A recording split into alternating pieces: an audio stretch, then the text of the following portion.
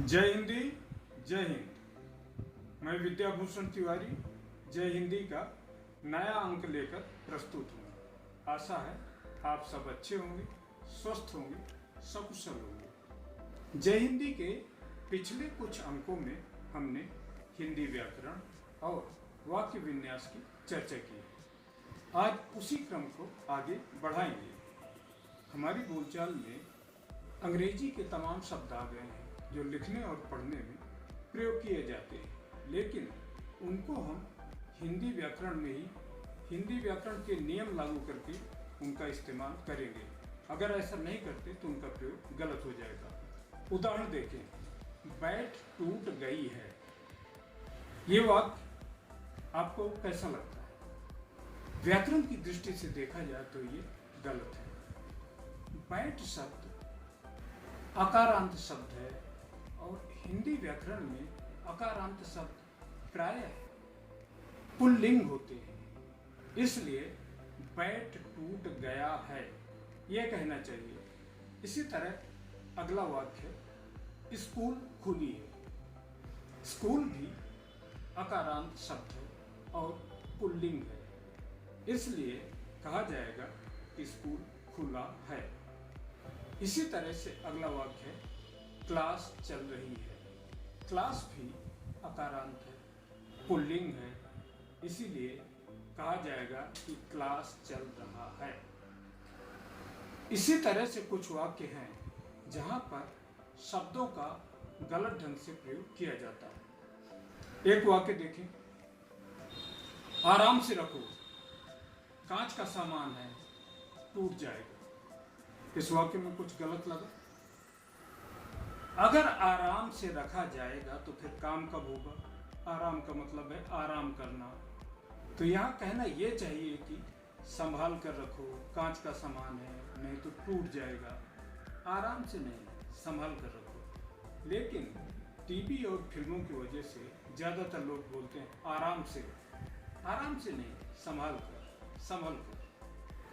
इसी तरह से कहते हैं अच्छे से काम करो, ये भी गलत है। अच्छे से का क्या मतलब हुआ? अच्छी तरह से काम करो, भली भांति काम करो, या फिर इस तरह कहिए कि अच्छे प्रकार से काम करो। अच्छे से गलत है।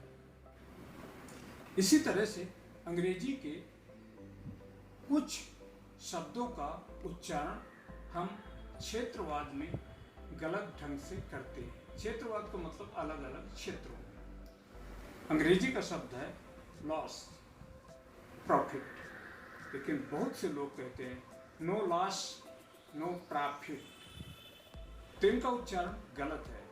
कहना चाहिए नो लॉस नो प्रॉफिट। इसी तरह से अंग्रेजी के वी अक्षर का उच्चारण ज़्यादातर लोग भा करते हैं। वो नर्वस नहीं बोलते हैं, नर्वस बोलते हैं।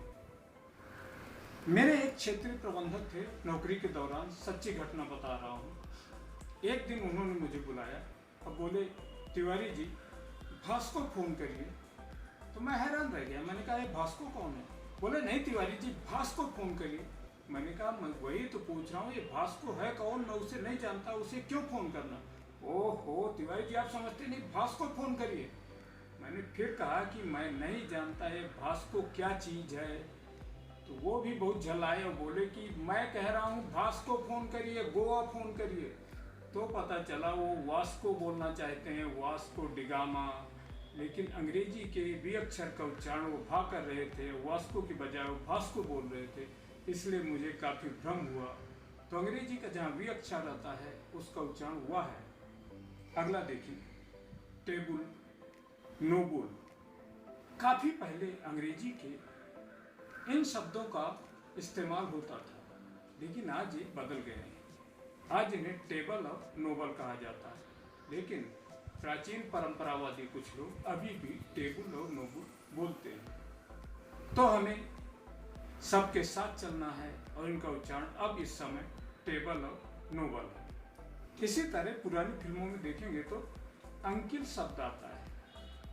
आज अंकिल कोई नहीं बोलता, अंकल बोलते हैं, तो इसका उच्चारण हम सब अंकल ही करेंगे। इसी तरह से कुछ लोग सिगरेट का उच्चारण सिगारेट बोल करते हैं, या होटल का उच्चारण होटल करते हैं, या कैमरा का उच्चारण कैमेरा करते हैं।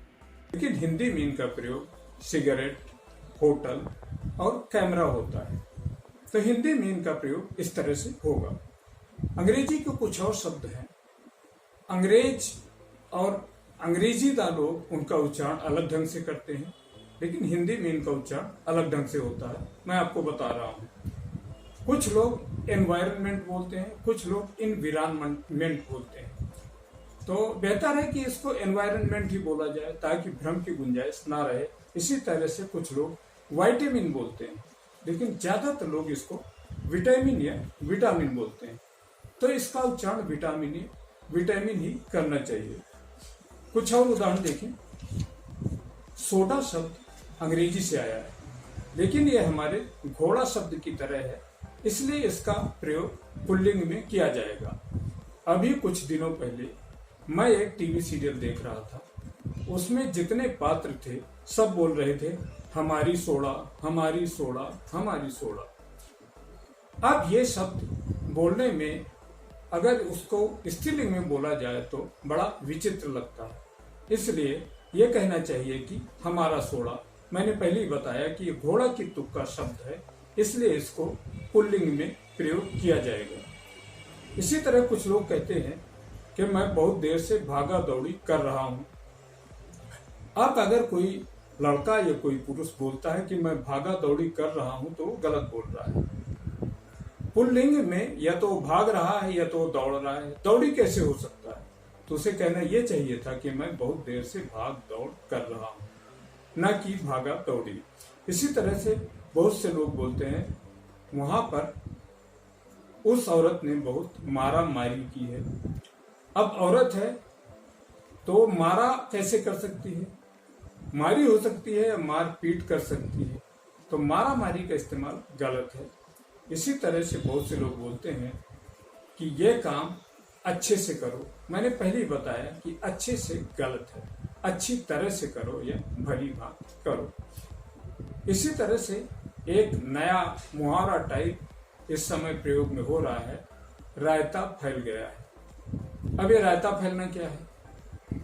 रायता फैलना देखा जाए तो एक तरह से गंदगी फैलाना ही है, लेकिन कुछ लोग इसका प्रयोग वाहवाही के अर्थ में कर रहे हैं, जो कि गलत है।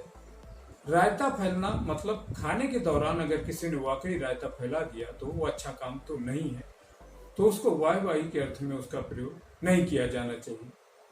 अगला है, टीवी पे ही मैं अक्सर सुनता हूं, हमें वोट करें। वोट या मत दिया जाता है, मतदान किया जाता है, तो मत दें इसका मतलब ये होगा कि हमें अपना वोट दें।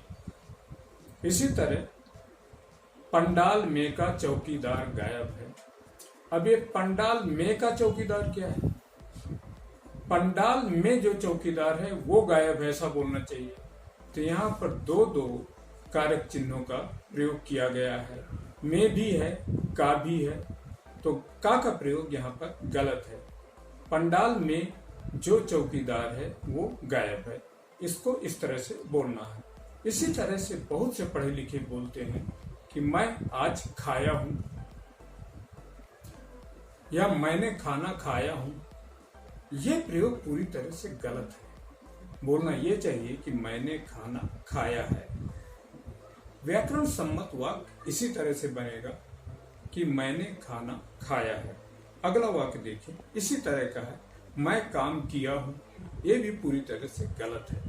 कहना यह चाहिए कि मैंने काम किया है। व्याकरण के हिसाब से शुद्ध वाक्य ऐसे ही बनेगा। इसी तरह से कुछ लोग पैसा नहीं बोलते, पैसा बोलते हैं, ये भी गलत है। पैसे को पैसा ही बोलना है, पैसा नहीं।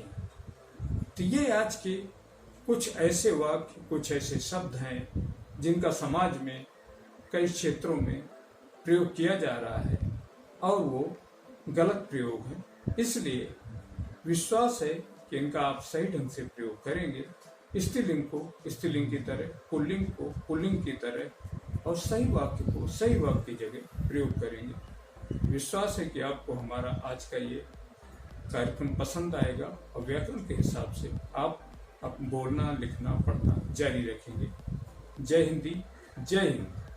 मैं आप सबको बहुत बहुत धन्यवाद देता हूं कि आप हमारे कार्यक्रम को सराह रहे हैं, अपनी टिप्पणियों के द्वारा हमें सुझाव भी दे रहे हैं। यह हमारे लिए गौरव की बात है। बहुत बहुत धन्यवाद। जय हिंदी, जय हिंद।